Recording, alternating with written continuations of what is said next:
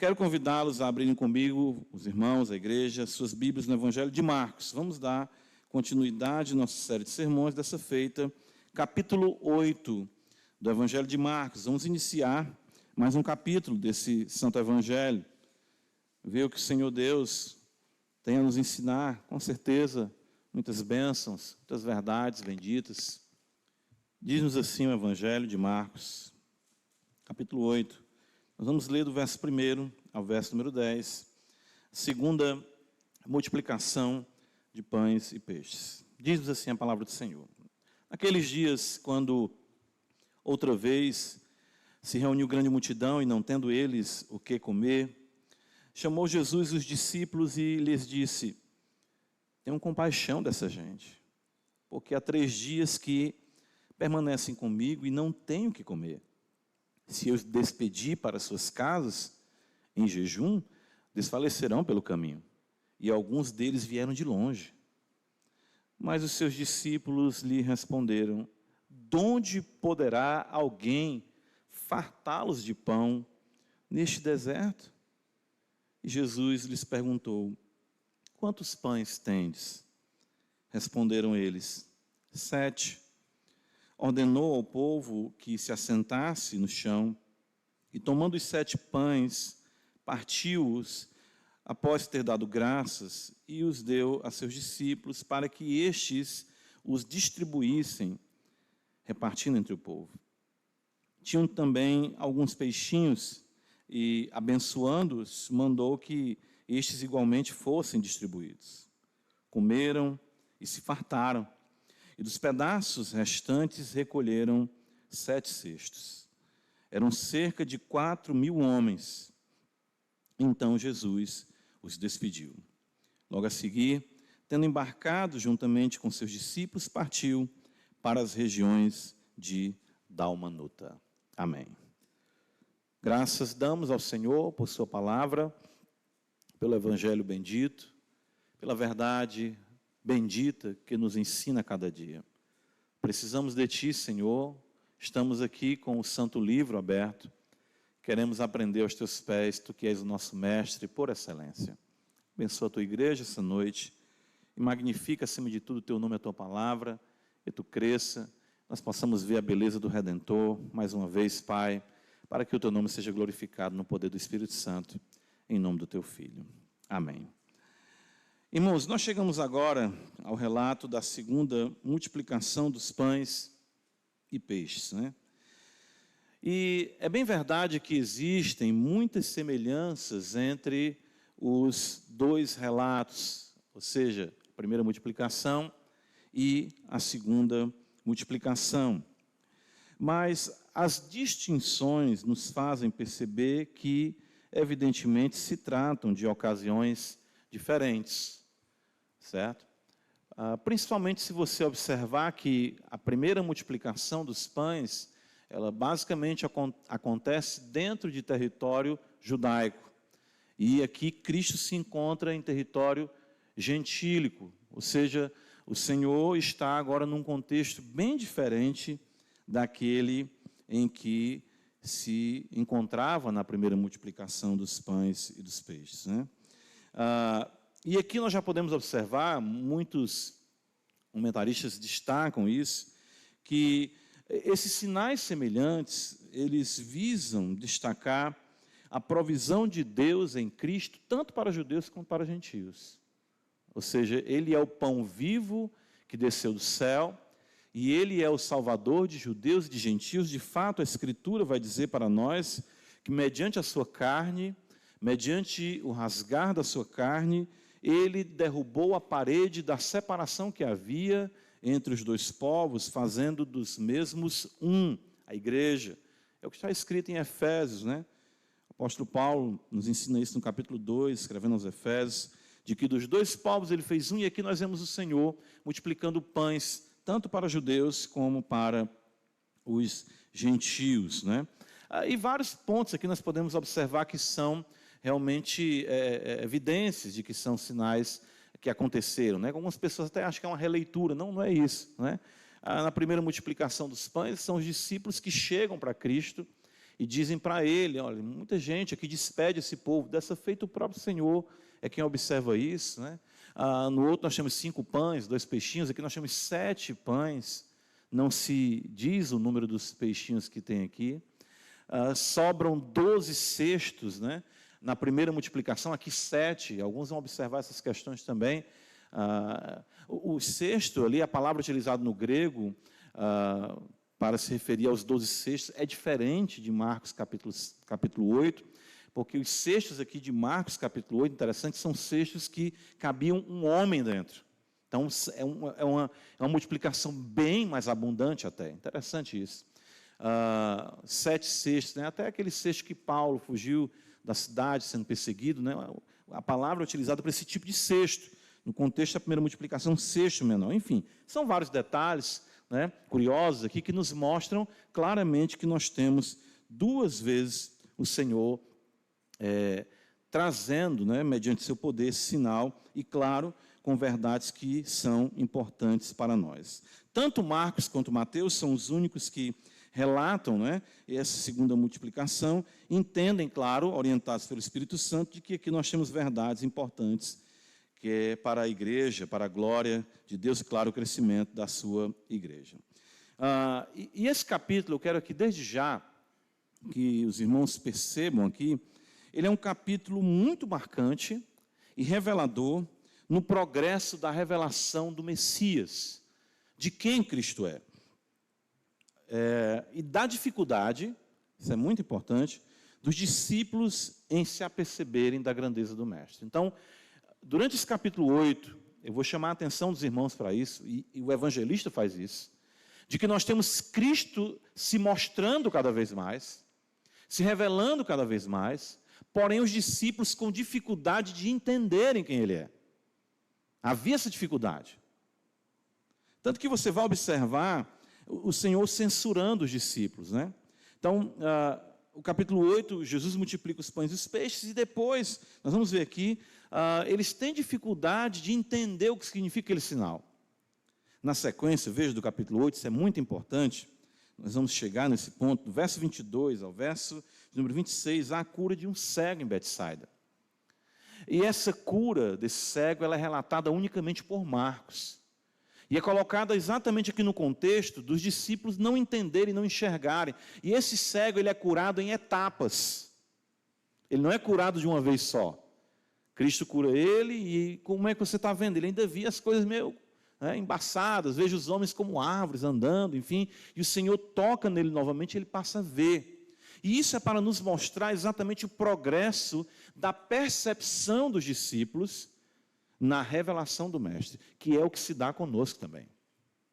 É o que se dá conosco. Ou seja, saber quem Cristo é, conhecer a Cristo, é uma bênção para toda a nossa vida cristã. Quanto mais o tempo passar, mais você enxergará Cristo melhor. Como crente, sim. Quanto mais o tempo passar, mais você vai ver melhor. Mas até lá, você terá também muitas complicações por causa da cegueira inerente por conta do pecado. Então, nós temos que lidar com tudo isso. Então, os irmãos vão observar que Pedro vai fazer sua confissão, mas em seguida ele quer deter o mestre de morrer. Veja, ele vê e não vê. Ele entende e não entende. E assim é a nossa vida. Assim é toda a nossa vida, a nossa caminhada cristã. Então, o mestre aqui, quando ele se apresenta mais uma vez, multiplicando os pães, claro, ele quer nos ensinar verdades importantes, muitas podem ser observadas aqui, para que nós venhamos enxergar melhor quem Ele é, amá-lo mais e viver mais para a glória de Deus. Então, nós temos a dificuldade de enxergar, mas mesmo assim, esse capítulo nos mostra que o Senhor, Ele é amoroso, Ele é longânimo, Ele é paciente em se apresentar para nós, em se revelar para nós.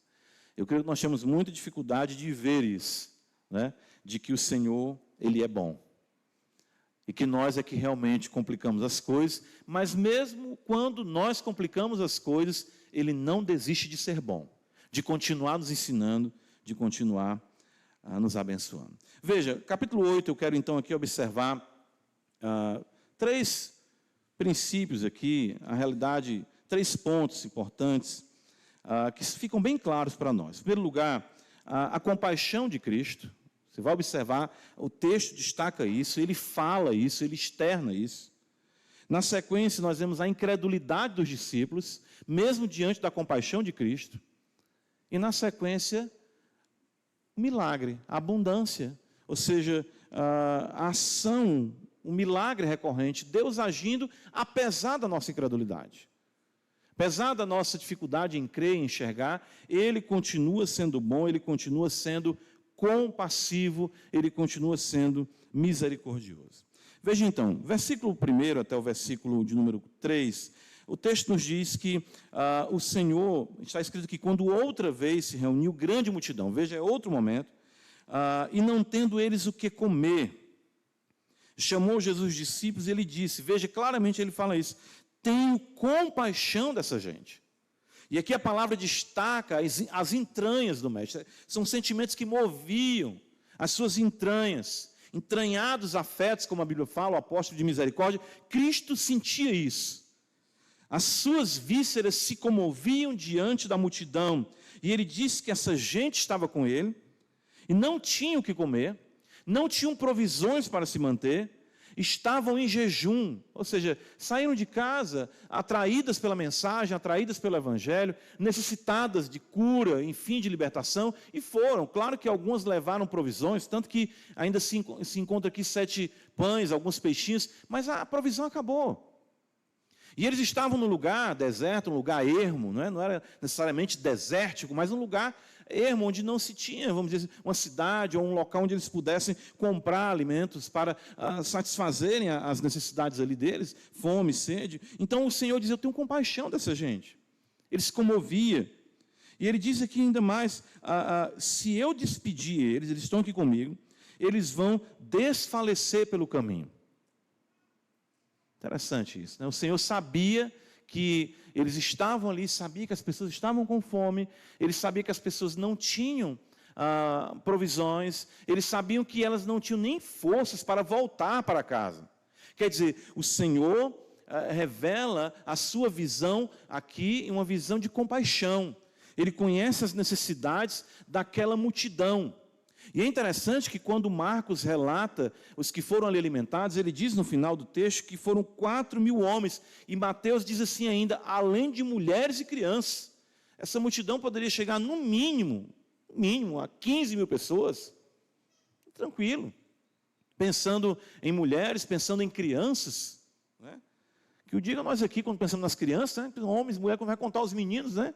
O negócio se exponencia mais ainda. O fato, irmãos, é que o texto quer nos mostrar que o Senhor conhece as necessidades dos homens. Aqui ele sabia que eles não tinham o que comer, sabia que não tinham recursos, sabia que eles não tinham forças para prosseguir. E de fato ele sabia que mesmo em tais circunstâncias, eles não desistiram de ouvir a palavra. E isso também aqui é que revela o coração de Cristo. Veja como o Senhor se compadece, e se compadece observando o esforço deles. Versículo 2 está escrito, tenham compaixão dessa gente, porque há 3 dias que permanecem comigo. Eles permanecem comigo, eles estavam ali porque ouviam a palavra, e o Senhor sabe, eles estão aqui por minha causa.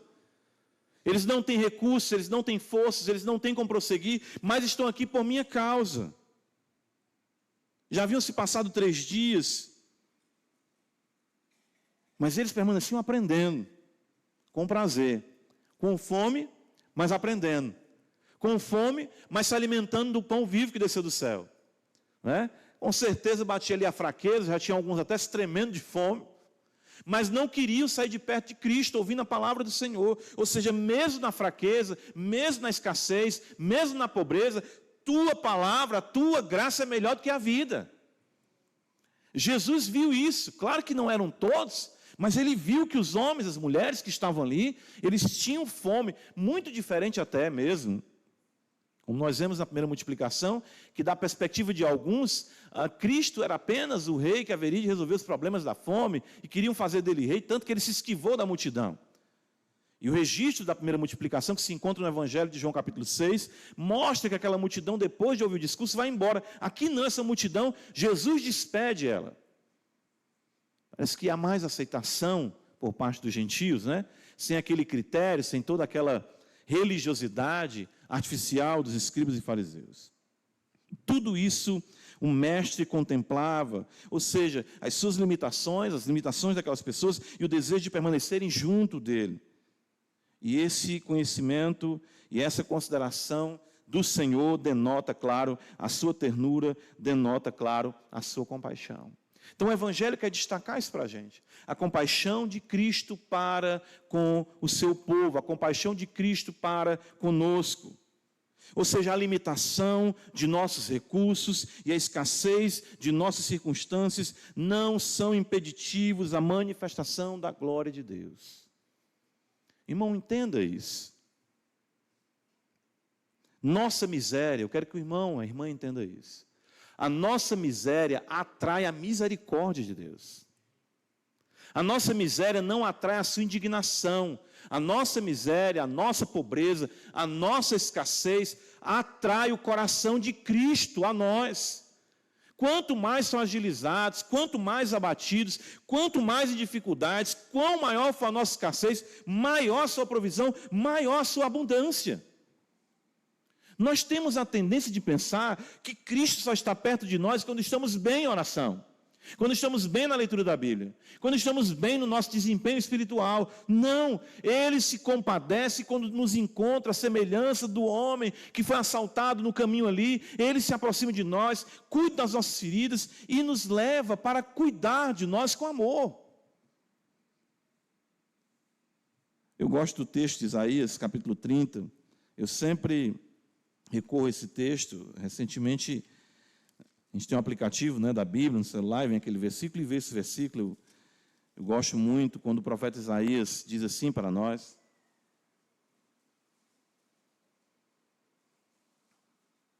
Isaías, capítulo 30, o texto nos diz assim no versículo 18.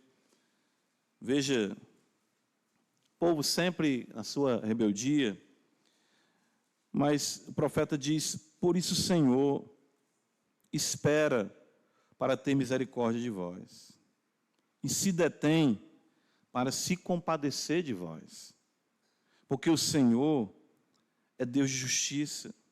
Bem-aventurados todos os que nele esperam. É interessante isso, né? Eu acredito que nós trazemos uma visão muito equivocada de Deus, principalmente em Cristo, e a gente transparece isso em nossas relações, de uma realidade inflexível, de que nós muitas vezes agimos assim com o cônjuge ou com os nossos filhos, de que as coisas têm que ser totalmente claras, pretas no branco. Nós não aceitamos erro, não aceitamos falha. É a última vez que eu vou lhe perdoar, eu não vou mais aceitar isso, eu não vou mais admitir isso. Mas Deus não nos trata assim. As misericórdias do Senhor se renovam a cada manhã. Deus sabe das nossas fraquezas, Ele sabe da escassez dos nossos recursos, Ele sabe que você não ora tanto quanto você deveria orar, mas mesmo assim Ele vai lhe abençoar. Ele sabe que você não se empenha o quanto você deveria se empenhar, mas Ele lhe salvou sabendo disso. Quando Ele lhe buscou no seu pior. Por que Ele agora vai lhe querer apenas no melhor do seu desempenho? Qual o pai, qual a mãe, que o seu filho se encontra doente ou na pior circunstância, vai abandonar o seu filho de maneira nenhuma, muito mais o Senhor. E Ele diz: ainda que teu pai e a tua mãe te abandonem, eu, Senhor, todavia, jamais te abandonarei. E mesmo assim, sabendo de tudo isso, o Senhor não nos abandona, Ele não nos deixa, Ele considera todo esforço e anelo de agradá-lo, por mínimo que seja. Quero que você guarde isso, é importante. Deus conhece a intenção do seu coração.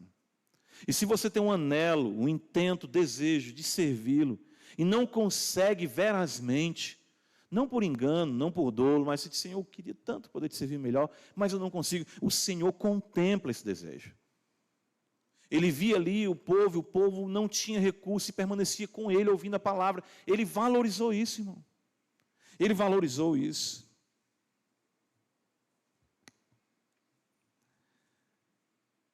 Tem uma letra, né? Falar que os irmãos vão conhecer. gosto muito, né? Insistes em nós, não nos deixa jamais. Soprou mais uma vez, tirou o pó dos pulmões, viu nossa insensatez, nos deu a mão de novo. Ofendemos a ti, nos restou o ruir, custamos acreditar, tarde demais te amar. Viu nossa insensatez, viu nossa escassez e nos deu a mão de novo. Deus sabe o que fizemos a Ele, conhece os desejos do peito, e ainda assim nos diz que tem mais para nos perdoar. Deus sabe dos ídolos que existem no seu coração. Deus sabe das maldades que existem no seu coração. E Ele diz, para cada maldade tua, há uma bondade minha. E é assim que Ele nos encanta, é assim que Ele nos vence, é assim que Ele nos conquista, pelo amor e não por tirania. O seu império é um império de amor, e isso nos deixa pasmos. Isso, meu Deus, como é que pode? Tu conheces os meus pensamentos, sabe que eu queria fazer esse mal, mas mesmo assim ainda tem graça para nos perdoar. É a compaixão, irmãos, de Cristo, não é? Citei aqui a letra de João Manô, não é? Então, isso é muito belo, isso é muito belo, isso é muito maravilhoso. O Senhor não desiste de nós, o Senhor não nos deixa jamais. E isso realmente é o que o Evangelho quer nos apresentar. Nós precisamos entender isso, resgatar isso, de que nós somos e seremos crentes para sempre, porque o Senhor não desiste de nós. E no nosso pior, sempre será o palco para o seu melhor. Quer ver só? Volta para Marcos capítulo 8, ele diz assim, Marcos registra que o Senhor está preocupado, né? E os discípulos dizem assim, no versículo número 4, observe o que está escrito.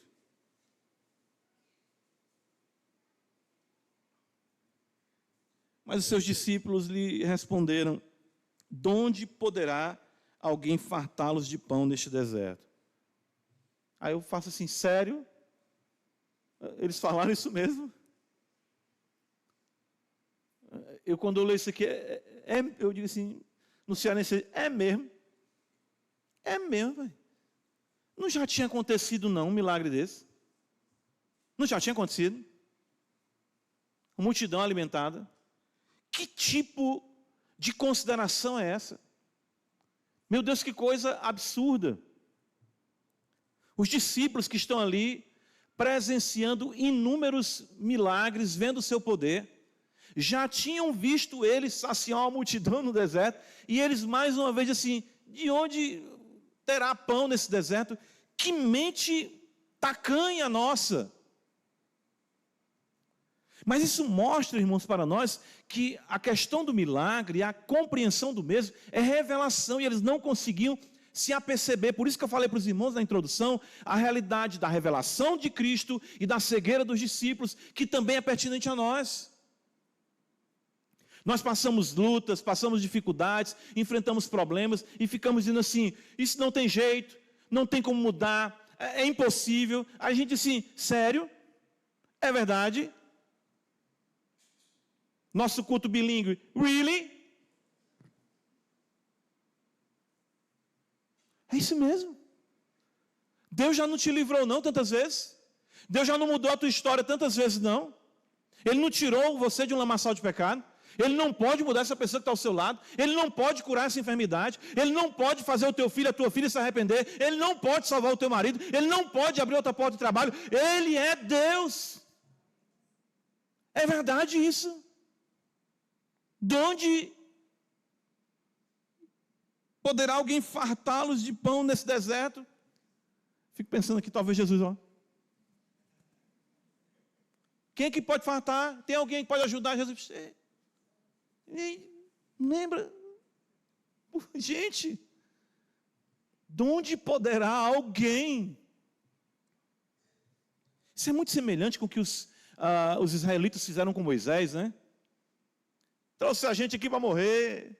Aí, pregando 3 dias, precisa esse exagero, negócio de pregação direta, ensino, o povo tudo passando fome aqui. Hoje em dia, né, talvez, direitos humanos, 3 dias, juntou uma multidão dessa aí, não teve um planejamento, não colocou uma ambulância, né?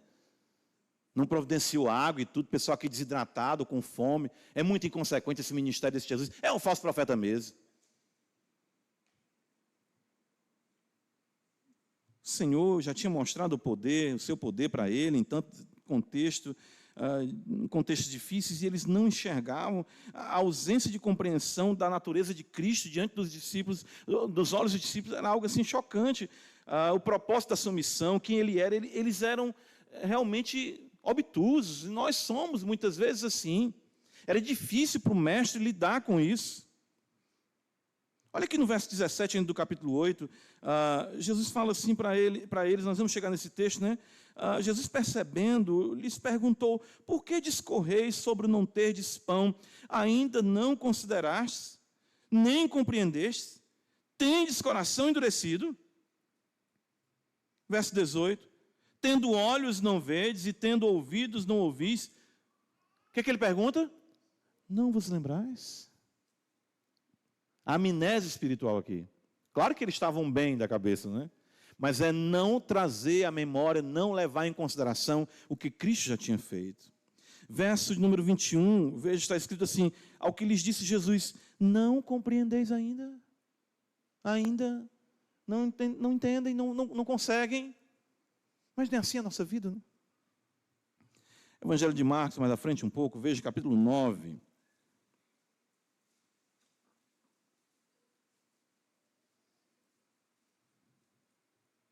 Olha o que está escrito aqui. Jesus tinha dificuldade com essas questões. Eles partiram para Cafarnaum e estando ele em casa, interrogou os discípulos, de quem é que discorris pelo caminho? Mas eles guardavam silêncio, porque pelo caminho haviam discutido entre si sobre qual era o maior. A gente pensa que essas coisas, elas estão longe de nós, né? Nós vemos aqui, entendo, né? Com toda a reverência e respeito, homens adultos aqui,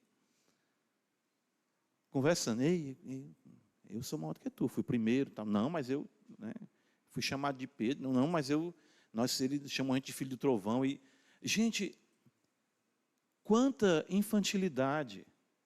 E Jesus tinha que lidar com aquilo, com o aspecto infantil da fé dos discípulos, que também nos caracteriza muitas vezes. Então, eles criavam essas questões. Lucas capítulo 9, veja aqui também, Evangelho de Lucas, eu poderia pegar outros textos, Jesus fala, até quando estarei convosco, até quando, né, vos suportareis.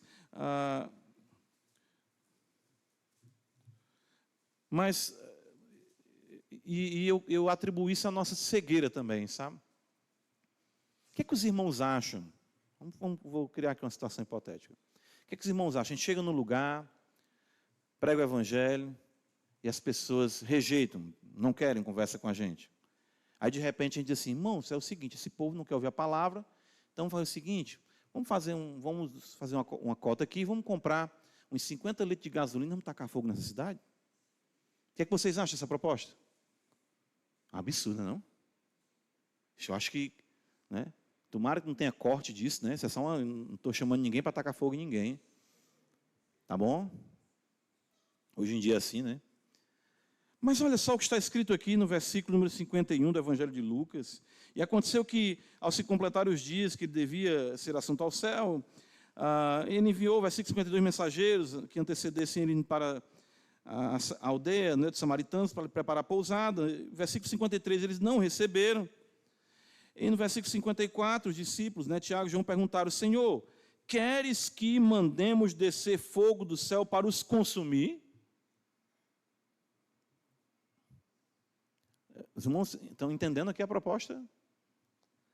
Esse povo é ruim, Jesus, vamos queimar tudinho, vamos pedir fogo do céu. Não sei se eles pensaram que tinham aqui a nobreza de Elias, né? No episódio que aconteceu no Antigo Testamento. Jesus, porém, voltando-se, repreendeu eles e disse, vós não sabeis de que espírito sois, pois o Filho do Homem não veio para destruir as almas dos homens, mas para salvá-las. Vocês não entenderam ainda? Assim, irmãos, é a nossa realidade. Assim era a realidade dos discípulos. Cegueira, dureza de coração, são persistentes, mas também não são impeditivos à manifestação da misericórdia de Deus. Veja que no versículo 5, Jesus diz assim: quantos pães vocês têm? Jesus faz assim: vou me deter nisso aí não vamos sentar aqui, quero sentar com vocês 12 aqui, estou cansado de vocês. Vamos ter aqui, vamos discutir nossa relação de mestre e discípulos. Vocês são trabalhosos, são cegos demais, são duros demais. Que pergunta é essa? Me comprometendo diante da multidão. Eu não multipliquei pães e peixes há pouco tempo, vocês não acreditam em mim, não? Jesus, não. Um dia eles vão ver. Isso mostra a compaixão de Deus. E que entenda, mesmo que você diga hoje assim: Senhor, eu não creio que isso vai mudar. O Senhor diz: eu vou crer por você. Nós temos que louvar a Deus, de fato, louvar o Senhor, porque Ele nos salva e nos mantém salvos e nos salvará, apesar de toda a nossa incredulidade, apesar de toda a cegueira que nós ainda temos. O Senhor continuará se revelando e, claro, transformando a nossa vida. Ele sempre corrigirá as deficiências da nossa fé. 1 Tessalonicenses 3,10, Paulo fala isso, quando ele fala acerca da igreja de Tessalônica, ele diz que ora, noite e dia, com o máximo empenho, para ver os tessalonicenses pessoalmente e reparar as deficiências da fé dos tessalonicenses. E o Senhor, de maneira nenhuma, despreza a pouca força que nós temos. Irmãos, veja como a compaixão continua perspassando o texto. Ele mostra as suas entranhas de amor, e mesmo diante de um baque de incredulidade, o Senhor continua na prática do bem. Sempre nós vamos apresentar diante do Senhor os nossos sofismas. Tenha cuidado com os seus sofismas. Paulo fala sobre isso em 2 Coríntios capítulo 10, que nós temos que levar todo pensamento cativo a Cristo, eliminando, anulando sofismas. Nós criamos, Nós argumentamos sofismas, enfim, argumentos, filosofias na contramão da ação divina. Sempre nós achamos ou colocamos diante de Deus, eu acho que você já chegou a esse ponto, de querer dizer para o Senhor: Senhor, mas não tem como isso. Você quer explicar, dizer para Deus que isso não está certo, ou que não vai dar certo. Mas mesmo isso não haverá de limitar o manifestar da sua misericórdia para com a sua vida, porque o Senhor lhe salvou apesar de você. É isso que a passagem nos mostra. Apesar de toda a nossa incoerência, o Senhor levará a bom termo. Nós demoramos em ver, demoramos em entender, mas Ele não se cansa de amar, Ele não se cansa de ensinar. A segunda multiplicação dos pães mostra isso. Ele se dá, Ele é o pão vivo. E Ele se dá de forma compassiva, e Ele se dá mesmo no contexto da nossa incredulidade. O que acontece então? Veja Marcos capítulo 8.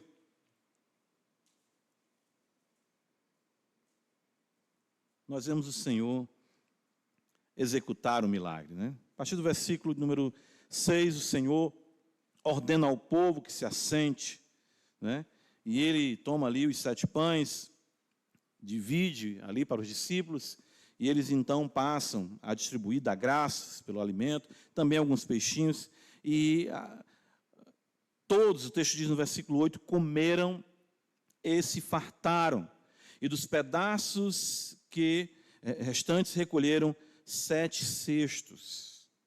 E aqui nós vemos o Evangelho nos apresentar o milagre recorrente, mesmo diante da incredulidade, executado por um Deus misericordioso.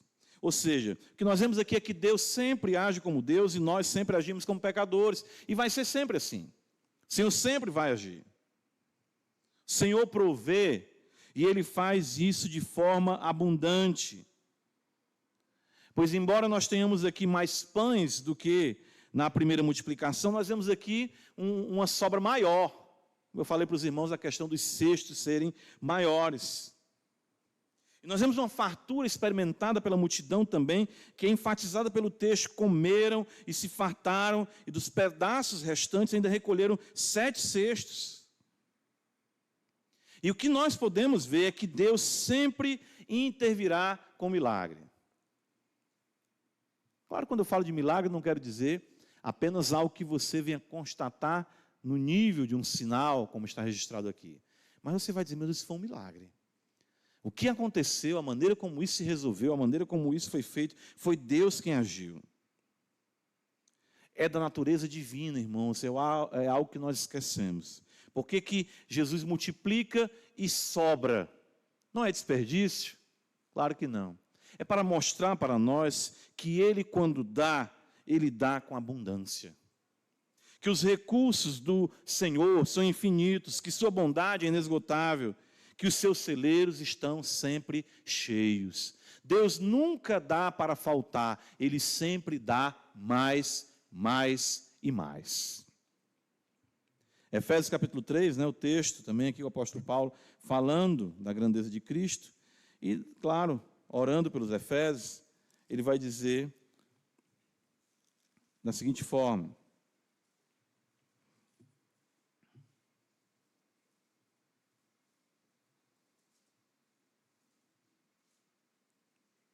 a partir do verso 20, Paulo diz: ora, aquele que é poderoso para fazer infinitamente o quê?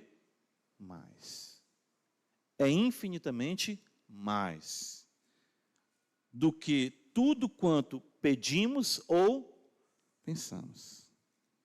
Conforme o seu poder que opera em nós, a Ele seja glória na igreja e em Cristo Jesus por todas as gerações, para todos sempre. Amém. Sabe o que acontece? Que nós sempre somos, eu falo isso aqui para os irmãos, seres de extremos. E nós, querendo evitar qualquer familiaridade, nós deixamos algumas práticas de lado. Por exemplo, pedir mais. Deixa eu dizer aqui para os irmãos, dentro do contexto da teologia da prosperidade, ou de igrejas neopentecostais, não, vamos pedir, vamos buscar, e a gente diz assim: mas essa questão material, Deus não ouve, Deus, isso é demais, a fé não é só, claro, não é só isso, mas nós vamos para o outro extremo e não pedimos nada a Deus. Não pedimos nada a Deus. E Ele fala: pedi, e o quê? Nasce-vos-á. Buscai, e o quê? Achareis. Batei, e abre-se-vos-á. Nós pedimos pouco, esperamos pouco, cremos pouco e recebemos pouco. Por que nós não pedimos mais? Se você ama Cristo, tem o seu coração em Cristo, se você ama Deus, por que você não pode pedir mais? Quem dos irmãos aqui já orou para Deus mover o coração de alguém e de repente nós recebemos uma oferta que paga esse terreno todo de uma vez? Quem já orou assim? Quem já orou e disse assim: Senhor, me dá as condições para que nós possamos, nos dá as condições para que nós possamos investir nessa obra de forma abundante? Quem de nós aqui já orou assim? Porque se Deus está fazendo a família crescer, Ele também há de prover o teto para isso. E nós não cremos nisso. Nós não oramos por isso. Estou falando de uma realidade nossa, conjunta como igreja. Quem de nós já orou assim, Senhor, abençoa as finanças da nossa igreja, dá mais liberalidade ao nosso povo, ao nosso coração, envolve mais pessoas, que irmãos e irmãs sejam movidos, como no tempo dos apóstolos, de trazerem valores de propriedades para alargar as tendas da nossa igreja. Move, Senhor, move os corações, inquieta, nos dá essa bênção. Quem já orou assim? Mas não, eu não. Isso aí, Por quê? Porque nós não cremos na provisão abundante de Deus. Ficamos assim: de onde virá? Não tem nem como um negócio desse, Eu confesso para os irmãos que eu fico muito pequeno diante de tudo isso. Meu Deus, como é que pode tudo? Mas o Senhor, nós lemos aqui, Ele faz infinitamente mais além do que nós pedimos ou pensamos. E se é para o seu reino, é para a sua glória, por que não pedir, por que não crer que o Senhor faz mais? Nós temos a tendência equivocada de projetarmos em Deus a nossa mesquinhez. Nós somos mesquinhos e achamos que Deus também é.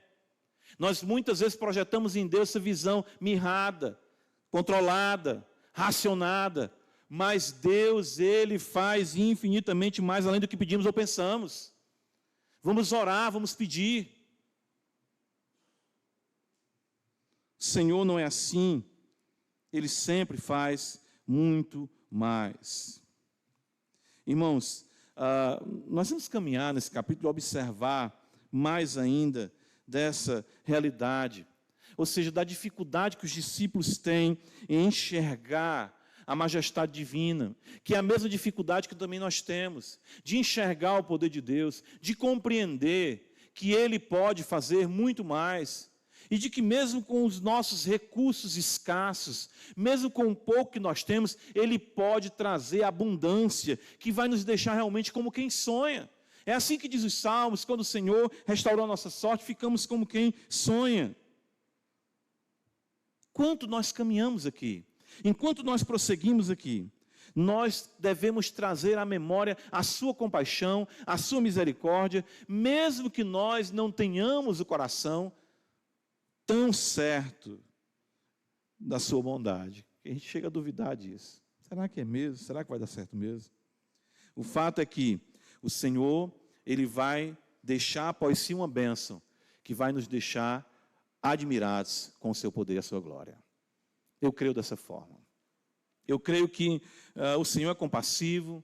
Eu creio que mesmo na minha escassez, mesmo na minha incredulidade, o Senhor vai providenciar muito mais do que nós pedimos ou pensamos. E eu creio que o Evangelho nos apresenta isso.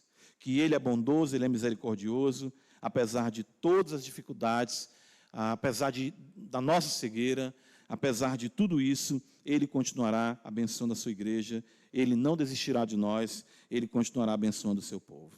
Amém, irmãos? Que Deus nos abençoe.